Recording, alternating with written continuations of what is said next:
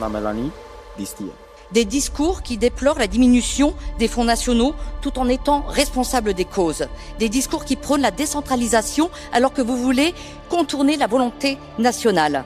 La cohésion de l'Europe ne doit pas être uniquement sociale, elle doit être aussi démocratique.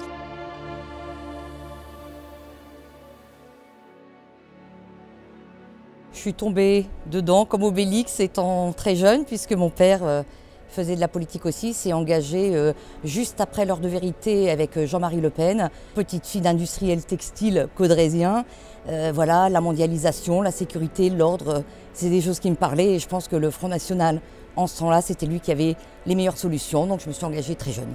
Conseillère municipale, je le suis d'ailleurs dans ma ville depuis plus de 25 ans et j'ai eu la chance que Jean-Marie Le Pen m'ait fait confiance en 2004 et donc j'ai commencé aussi conseillère régionale depuis. J'ai travaillé essentiellement dans l'action économique, je suis moi-même commerçante et comme je vous l'ai dit, je suis très attachée à nos savoir-faire industriels qui étaient très importants et qui l'est encore dans notre région et dans notre département du Nord.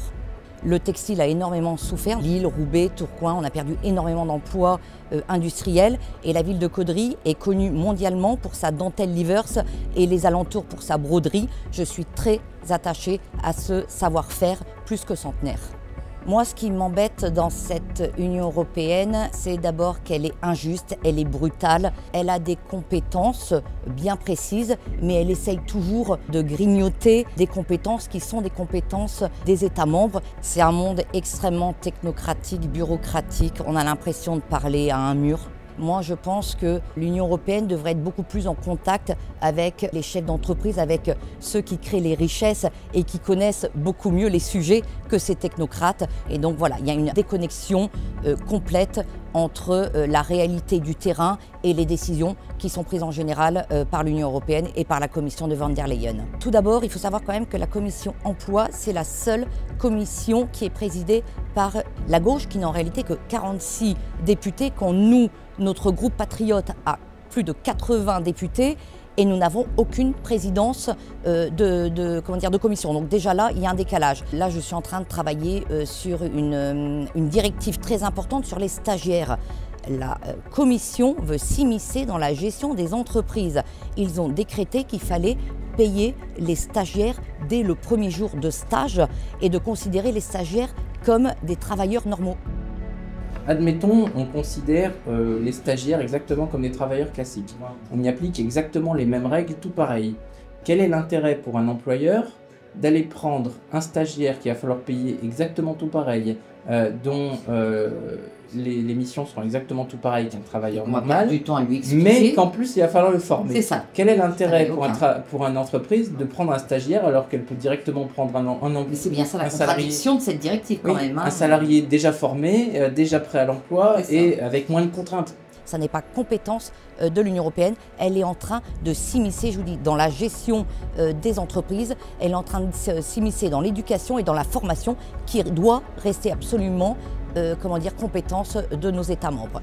On participe énormément, on présente des amendements, des dizaines et des dizaines d'amendements, on ne trouve jamais grâce à leurs yeux et ils l'ont indiqué clairement, jamais, au grand jamais, ils n'accepteront rien qu'un amendement venant des patriotes. Dans cette commission, nous avons un cordon sanitaire qui est violent. Donc travailler dans cette commission, ça reste quand même très, très compliqué pour nous. Ma région et mon département du Nord, c'est une région industrielle avec beaucoup d'automobiles, par exemple, d'industrie automobile. Ils sont touchés de plein fouet. Nous avons des normes extrêmement sévères imposées par la Commission. Nous subissons une concurrence déloyale par la Chine, par les pays asiatiques qui, eux, ne répondent pas et n'ont pas à répondre aux obligations que nous impose l'Union européenne avec souvent des coûts bas. Et donc nos industries automobiles, nos industries métallurgiques, notre industrie textile souffrent énormément et nous avons beaucoup de pertes d'emplois et donc oui, c'est punitif. Moi, je suis très attachée à mon patrimoine. que ce soit au patrimoine culturel, que ce soit le patrimoine vivant, nos traditions, la chasse, les fêtes de village, nos savoir-faire. Je vous ai parlé de la dentelle qui existe depuis plus de 100 ans et qui est en train malheureusement de disparaître dû à une concurrence déloyale. Et je suis très attachée au devoir de mémoire. Je suis extrêmement reconnaissante envers tous ces hommes et ces femmes qui sont morts pour que notre pays et nos habitants, nos Français, soient en liberté. Et donc, protection, patrimoine, savoir-faire, très important pour moi.